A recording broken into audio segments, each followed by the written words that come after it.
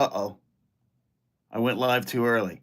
I was putting my I was putting my phone in, but we're here. Hey, it's Force Center Live. 6 minutes before I was supposed to be here. So yeah, I apologize for that. Old man energy. I was trying to get my phone situated nicely here. And look at us now. My shirt's not even ready. I'm a ruffled mess. I gotta. Oh man, why did I do that? Hi everybody. Hattie's here. Good morning. I guess it's really a rough start to the day. We're really doing this. Hi, everybody. Welcome to Force Center Vertical Live. I'm Ken Knapsack, who doesn't even have his water ready because he pressed the live button accidentally.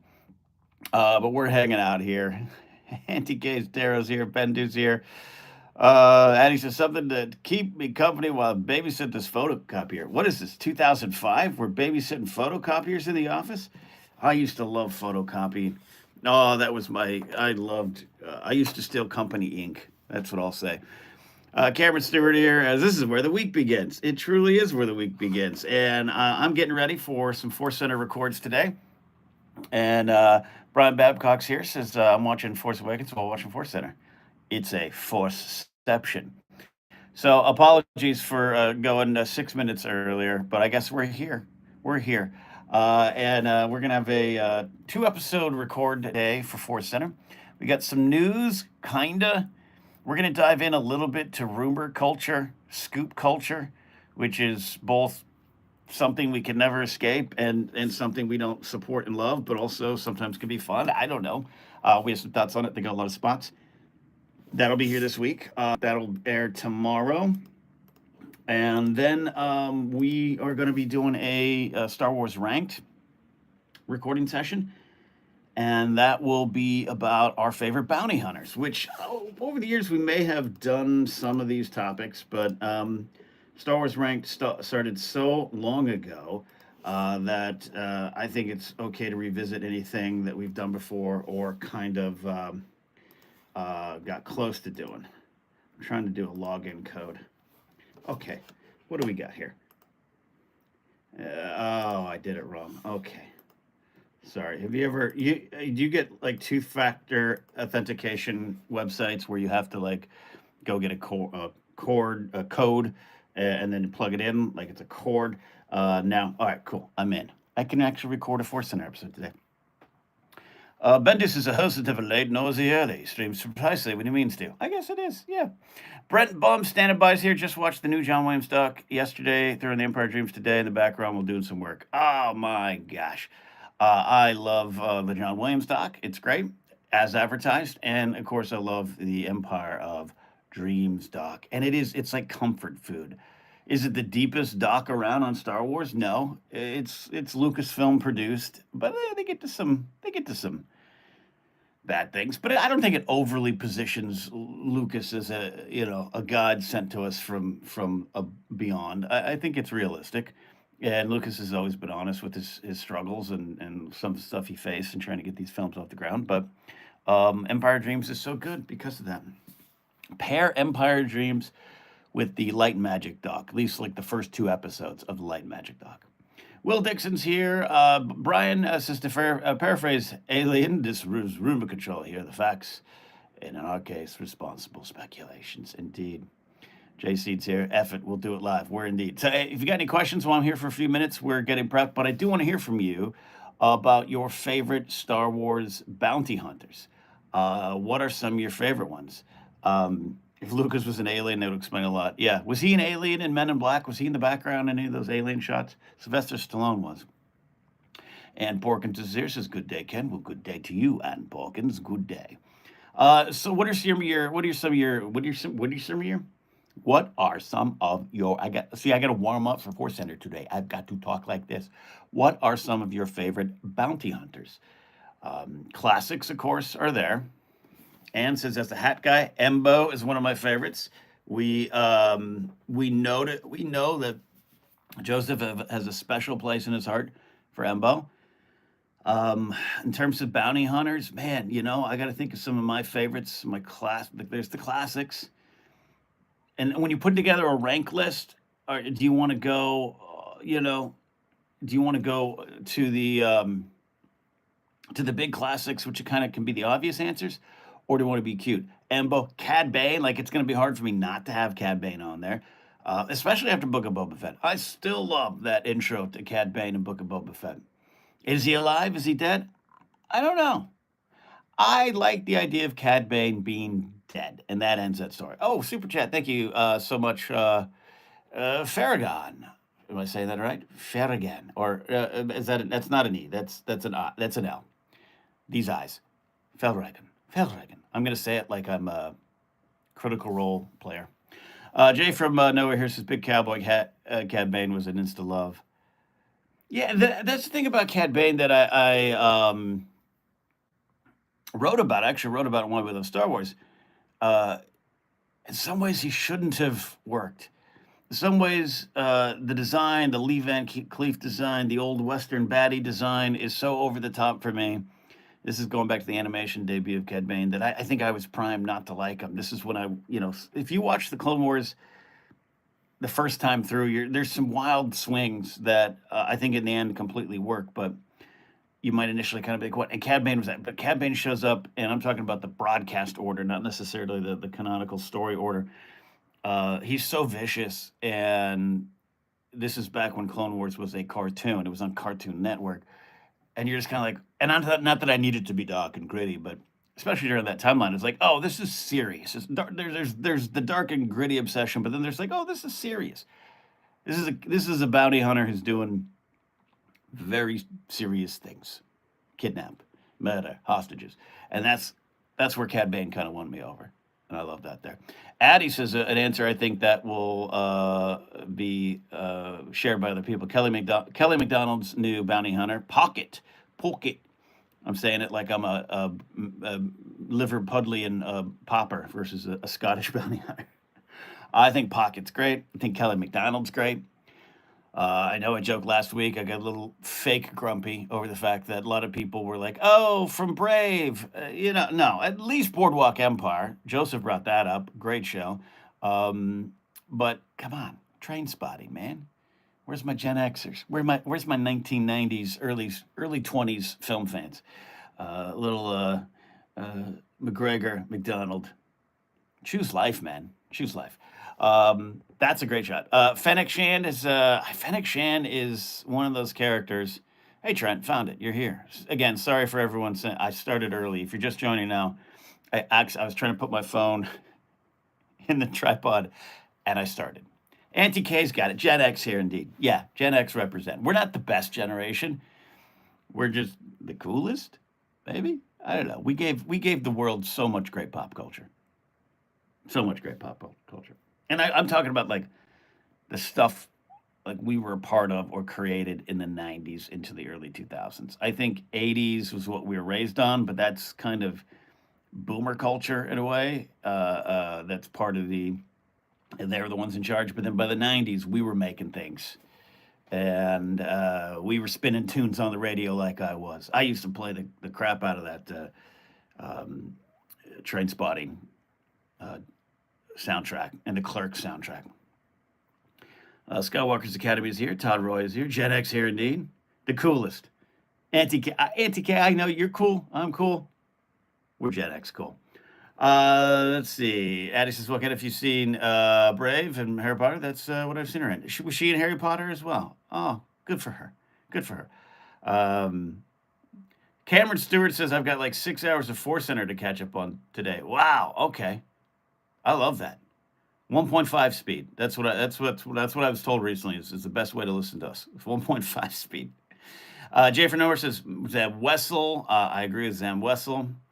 We were talking about Fennec Shan. Asajj Ventress counts. She spent some time as a bounty hunter. That counts. If you just join us, like David Mackay, I had a lust for life back then. Indeed, I got a lust for life.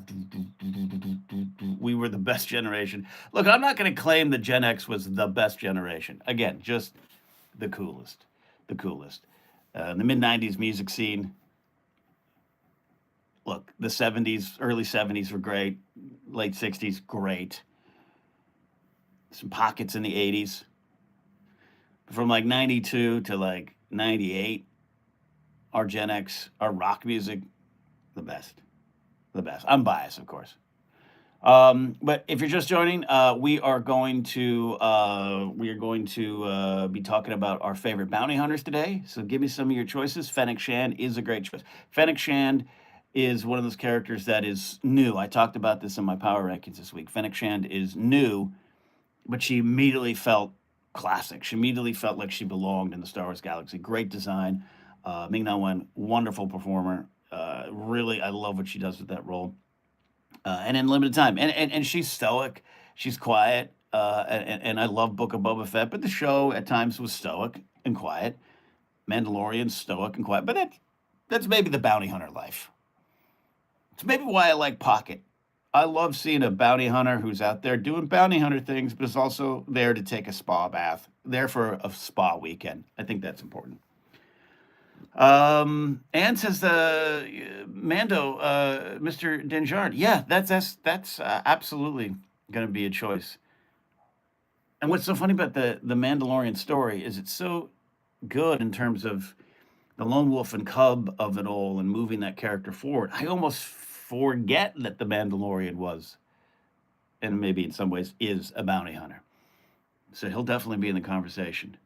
What are your favorite bounty hunters? What are your kind of off the radar picks? And it's like Zam Wessel's kind of an off the radar pick, meaning they're not at the forefront of a lot of stories, or you didn't grow up with them like Boba Fett, Bosk, Dengar, IG-88, Zuckuss, Forlom, or are you a Forlomer or a F? Or are you a 4LOM? I'm a Forlom. But I'm also an AT-AT, so maybe I'm the problem. Eli at Star Wars in the Galaxy. Check out Star Wars in the Galaxy if you're looking for a good Star Wars pod, as well as ForceCenter. Django Fett, Embo, Bosk, Ochi, and C21 Heisinger. Ochi, interesting. I like that. That is an off the radar pick. And his use in the comics, I enjoyed. I kind of pulled off the comics a bit over the last year, but Greg Pak's Darth Vader used Ochi, I thought, pretty well. And I love connecting there. No love for Zuckuss. I got, yeah, Zuckuss wasn't my favorite growing up. Zuckuss, he's a little off-putting. Pocket's eyes are spooky, yeah. Bend is a 4-lom, not LOM, yeah. David McKay says they spell it out in the comics, so they call it LOM. Ah, man. See? Brian points out a figure truth. Forlom and Zuckuss are interchangeable. Did Jackson do any bounty hunting? I think Todd points out that Jackson was a smuggler, but it seems like Jackson would have at some point hunted for bounty, if possible. Ted says Star Wars still needs to create a bounty hunter video game to create some more bounty hunter stories. Yeah. I'm having fun playing Outlaws. Chris Ryans is here from Braxium. Speaking of other Star Wars podcasts out there in the world for you to enjoy, Zuckuss and Forlom were given a great character makeover in the comics. The bromance was legendary. I did like some of that stuff. I didn't love the Bounty Hunters comic series. I didn't. I don't know why. It just didn't grab me. What's the main guy in the Bounty Hunter? The old Legends guy they reworked with the hat to face. He's interesting. He's tied a little bit into Han Solo's story, but I didn't grab into that. Oh, Black Chrysanthemum is one of my favorites too. God, see, this is why I'm doing this. I almost forgot. Valance. That's it. Was it Bertram Valance or whatever his name is? We'll call him Bert Valance. I almost forgot Chrysanthemum was out there. See, there's a lot of choices. I almost got to type this in. I almost got to get a list. We're doing ranked a little differently with 3 people, where we don't bring like 5 to the show, but we just have some things you might want to nominate there. David McKay says, I haven't played Star Wars Hunters. No, I have not played Star Wars Hunters. And I know you play that game. I typed in Star Wars Bounty Hunter and it brought up the 2002 video game, which I never did play. Give me a list. Who are the Star Wars Bounty Hunters? This is like an AI generated list. Now it just took me to LinkedIn. Oh, it's a LinkedIn article on Star Wars Bounty Hunters. Django, Boba, Cad Bane, Arsing, Embo, Greedo. Okay. Bosk, IG88, Dinjar, and IG11. Ooh, IG11's an interesting option. Ooh, Sabine Ren and Ketsu Ono. Ketsu Ono's a great choice. Asajj, and that's the end of the article. Thanks, LinkedIn. Thanks, LinkedIn, for that article. Any others? I get all my bounty hunters on LinkedIn and great CEO advice. That's good. Uh, I like Will here. A lot of good choices except Toro Calican. He was the worst. He absolutely was the worst. Still not a huge fan of that episode, but you know what? It's grown on me a little bit. Grown on me a little bit. I just want a list of Star Wars bounty hunters. Now I'm getting, man. Remember when like Google used to work? I do use Perplexity every once in a while. The AI sir. I use that for research on my other job, and it's better than Google in a lot of ways. But I know it's AI, and that make your moral choices. List of stars. I'm just there. You go. Okay, that's more of a list. That's. I wonder where I'm very. Oh, Sugi. Sugi's a good option. I've starting to say earlier. I have been enjoying Star Wars Outlaws. In fact, I was just playing a few minutes ago. Had some breakfast, sat down and played, and was trying to sneak into an Imperial base. I'm still early in the game, so I'm kind of on rails. The story's on rails. So I am at Toshara, the first planet. I think that's what it is. And I'm trying to get into an Imperial base to do some slicing or something. I don't know. But Obi-Wan is Reiko Hardeen. That's a good option. That'd be good. That'd be a good option. We'll have 10 choices today. On Star Wars Hunters, there's an Ewok bounty hunter called, what is it, Pillbush? I thought it said Pit Boss, and I was gonna be like, don't bring that name here, David. I'm interested in that. So that'd be if Jen played that game, that'd be on Jen's list. I do think there needs to be more off-world Ewoks doing things in Star Wars. Peekba, the Slicer. We got those therapy Ewoks that Chuck Wendig introduced. Now we got an Ewok bounty hunter. Does Grief Karga count? Yeah. Yeah, I think so. But it's with an like yes, he's a bounty hunter. He has a career as a bounty hunter. He's like a CEO of bounty hunters. But I think we don't experience him in the story as a bounty hunter. So I don't know if he wouldn't make my list. But Grief Karga is a favorite Star Wars character over the last 6-7 years. Would make my list. Rest in peace, Carl Weathers, Chubbs Peterson. Stark Scrap says Outlaws whips out one of my favorite Star Wars moments from out of nowhere. Ooh, I'm intrigued. I'm enjoying. I'm enjoying the game a lot. Like the story is like it's not that it's good or bad. It's just like I'm just early, so I haven't really experienced it completely. But I'm having a lot of fun playing Sabak. Was it the Kessel Sabak? I'm actually pretty good at it. I pull pure Sabak a lot. I've got some good strategy going. I've won a lot of hands, though I think I'm playing on easy. Like the table I'm at is the easy level. In that, what is it, Maranga complex there, where the food court is. Tashara. Nikana Lash, Bounty Hunters comic. Yeah, that's a good option too. It's a Bounty Hunter and Galaxy's Edge. If you're just joining, hey, it's Ken Epsock here. We go live, ForceCenter Vertical Live. I'll be here for a couple more minutes. So if you have a question, super chat, super thanks, anything, get it in and out. But what I really want you to answer is, what are your favorite Star Wars bounty hunters? We've got 2 episodes of ForceCenter to record today. Joseph, Jennifer, and I are going to be doing some Star Wars news. Again, not a ton of news. We're going to take a swing through a rumor that popped up last week. Not trying to destroy the rumor, just trying to talk about scoop culture a little bit. And then we're going to give Jennifer a chance to look ahead into 2025 because Joseph and I did on Friday. You can check out that episode. It's available either as a podcast or you can watch it here on YouTube. We had a fun 2-hour episode looking ahead to 2025. And said, yeah, I love gambling at the food court. Playing dice next to Sbarro's like George Lucas would. I had the first thing that hooked me on Outlaws is I was in your home where you wake up where you're first starting, and there you can bet on the 5-year races. So I was like, all right, I'm bet on, and I lost, but I lost 5 credits, and I was like, oh, I'm hooked. Oh, I'm hooked.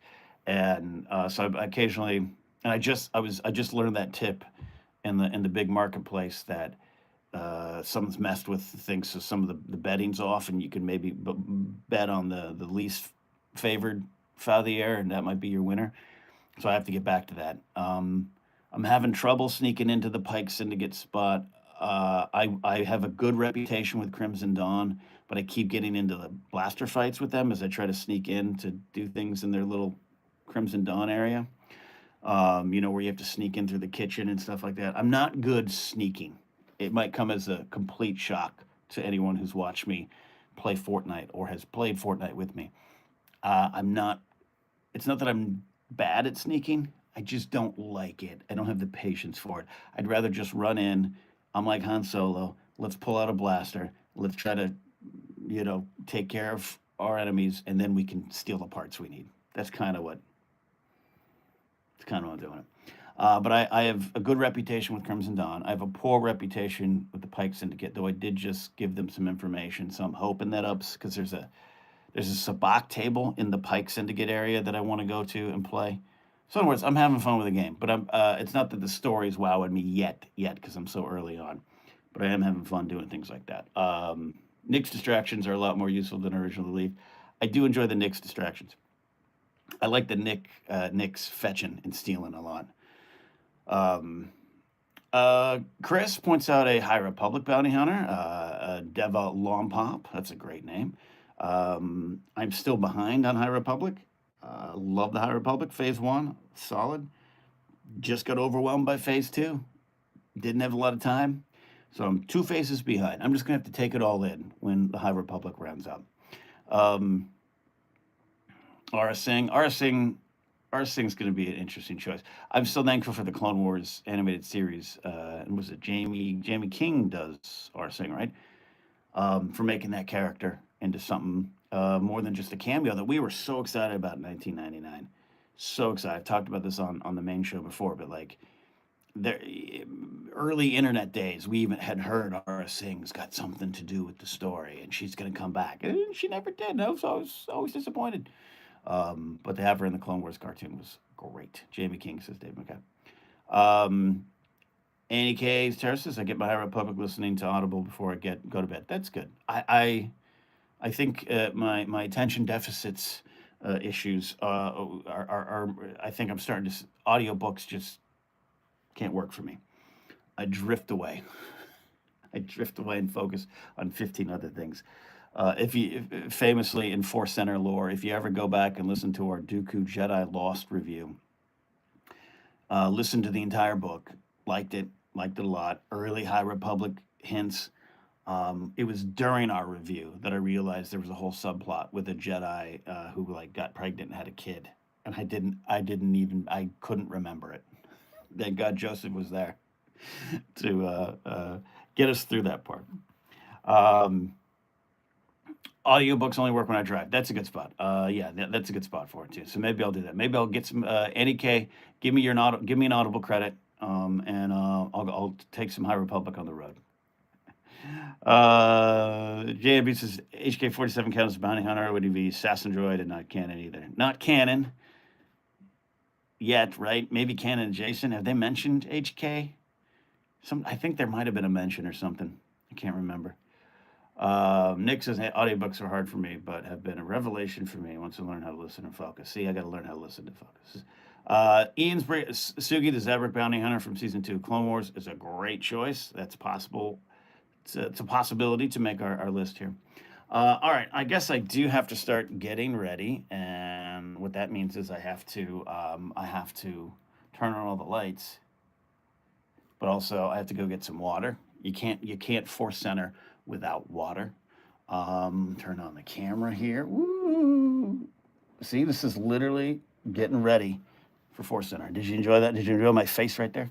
All right. So, any final questions? Hit me up. Balin Skull mercenary. I think he's a mercenary. I wouldn't count him as a bounty hunter. But we can, we can count him as best beard. Mr. Bones glitches and calls everyone meatbags at one point. I think he may have HD47 programming. That's true. Todd, thank you. Parch Center. You got to stay hydrated. Stay hydrated. All right. So apologize again for starting 6 minutes early when I pressed the live button. Thanks for all your questions. You actually did help me get ready for today's episode of Bounty Hunters, our favorite bounty hunters, which will come out probably Thursday. Oh, programming update, programming update. George Lucas and Wicked. Yeah, we're going to do an entire episode on George Lucas calling John Chu from a food court. We should do that. We are going to do our Skeleton Crew episode 6 review on Friday. Joseph is out of town on a much deserved New Year's holiday, and I'll be around, but we're not going to make Joseph work from his hotel. He deserves the rest. And then Jen still got some family in town. So Wednesday's out, Thursday's out. So apologies, but we're going to do our Force Center deep dive into episode 6 of Skeleton Crew, an episode I'm so looking forward to it. That will be Friday. So look for that. So by the time it comes out and I'm finished editing the episode, everything might be Friday evening for some of you, maybe early Saturday. If you're in the UK, where Pocket comes from, we'll get to it then. So that is that. You guys are great. Thanks for hanging out on Force Center Vertical Live. I'll see you next time. Bye.